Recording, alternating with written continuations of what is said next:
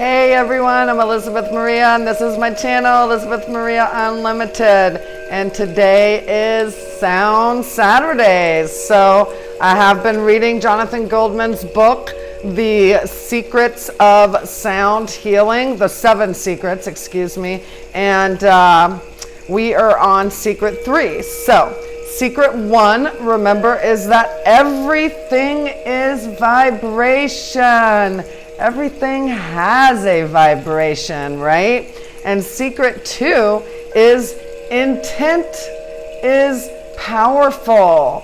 And so, it's not just about the vibration, but it's the intent behind the vibration, right? So if you think of, even, people who are creating music, what intent, what state of mind were they in when they were creating the music, right? Because that as well reverberates out. And now we have secret 3, which is we are all unique vibratory beings. Your individuality is honed as well as your personal reaction to sound, as you discover factors that may influence its effects. This is important. There is no single sound that's a cure-all for everyone and everything. And so Goldman talks in this chapter about how a lot of sound healing practitioners will maybe toot like a specific frequency to, you guys see it all over YouTube. This is the frequency for weight loss, or this is the frequency for, liver regeneration or whatever, right? And while, and not to say that these practitioners aren't well-meaning, but it's important to know that we are all individuals, and what works for one person may not work for another. And so then Goldman goes into this idea of time and circumstance. So he says that people declare that some certain sounds are more healing than others, but he doesn't agree with this. And this is, I quote, this is on page 51. If you guys get the book, it's an excellent book. He says, this is nonsense. Any type of sound, of music, any sound, depending on the time, the place, and the needs of the individual can be healing, right? And so, when I read that, I was like, and what it reminded me of is when I gave birth to my sweet little nugget, Eris. And so it's kind of a funny story. I had a home birth, and I had 2 midwives there, my mom, a good friend of mine. It was just a house full of wonderful, strong, beautiful women. And, we had flowers all over the house, and we had, beautiful, just, real, what you would consider to be, birthing music, very, kind of low tempo and soothing and calm. And I labored for a long time. So long that if I would have been in a hospital, they would have cut her right out of me. But as it was, I was thankfully with 2 very knowledgeable midwives that drove down from Asheville. And so I'm laboring.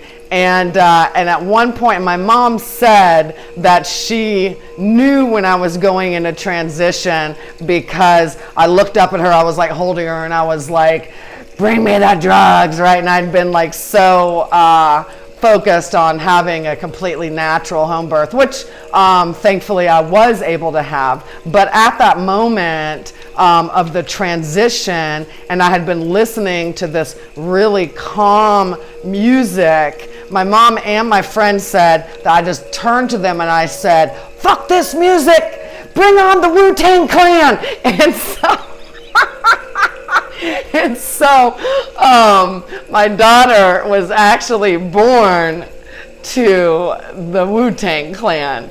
And at that moment, I just got to chill with this. And I loved what Goldman said about this, because at that moment, that is the music, those are the sounds that I needed to just push myself to the finish line of bringing my daughter into the world. It was not, sweet flute music or the Tibetan bells that we're listening to right now, which so soothes my soul. But it was the bass beat of the Wu-Tang Clan that brought my daughter into the world. And so when I read this, any type of music, it depends on the time, the place, and the needs of the individual. And so in that moment, what I needed was a little bit of Wu-Tang Clan. So I just thought that was, kind of a cool example of, and it's not for everyone, right? Wu-Tang is a particular sound for particular people, I suppose. But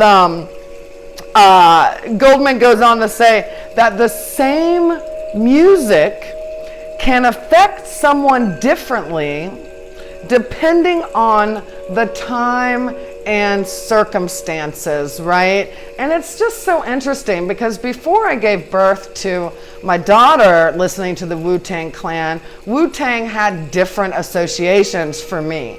But after I gave birth listening to Wu-Tang, then it changed its meaning. And so this is an important quote for me, to remember that, that depending on the time and circumstances, different sounds, different music are going to bring up different feelings, different emotions in your body, and to watch out for it, right? Because what worked in the past may not work now, and that's okay, because we are all wonderfully unique butterflies. So, I really loved also, there's a quote on page 50, I believe it's 54, where Goldman says, "Sound is a sonic nutrient." I love that. It fuels and nourishes the body, mind, and spirit. Therefore, our sonic appetite, I love that. I have a wide-ranging sonic appetite. Our sonic appetite should be broad and include all different kinds of sounds. And so I encourage you guys today, as you go about your day, to think about the different types of sounds that you're hearing or that you're playing, right? And the different types of sounds in conjunction with the moments that you're experiencing, right? And so Goldman offers 2 exercises that you can do to really begin to understand your own sonic appetite. So the first one is to try playing a variety of music during different pursuits throughout the day, and note how effective they may or may not be. So, for instance, for me, in the mornings, I usually listen to very calming. Lately I've been getting into indigenous flute music, so I listen to that in the morning. And then, you know, after in the afternoons when I take my speed walks, I like to put on some Modest Mouse, sometimes some Tracy Chapman radio on Pandora. For some reason, they end up playing like a lot of old like 70s like Van Morrison, but I love him too. So just, you know, becoming aware of how the different frequencies, how the different sounds, the different songs like affect you, affect your body, right? Can just begin to get you aware to what works for you, right? Mind, body, spirit, and what doesn't work. Another exercise that he suggested is to experience what happens if we try the tunes that you use for, say, relaxing, try it when you're exercising, or vice versa, just as a way to begin to see how your body reacts, right, on a physiological level to different sounds. And so, so I decided to do that as well. Usually for Sound Saturdays, at least for the last couple, I have ended with, oh, thank you, Great Spirit. I just love those little chili wheels. Oh, thank you.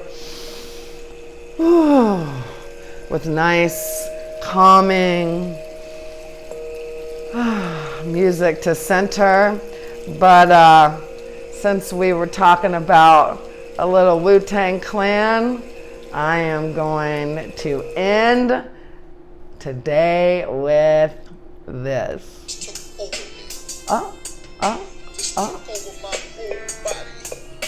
There you go, into the Wu-Tang. Listen to your sounds today, guys. And enjoy. Love and light. Bye.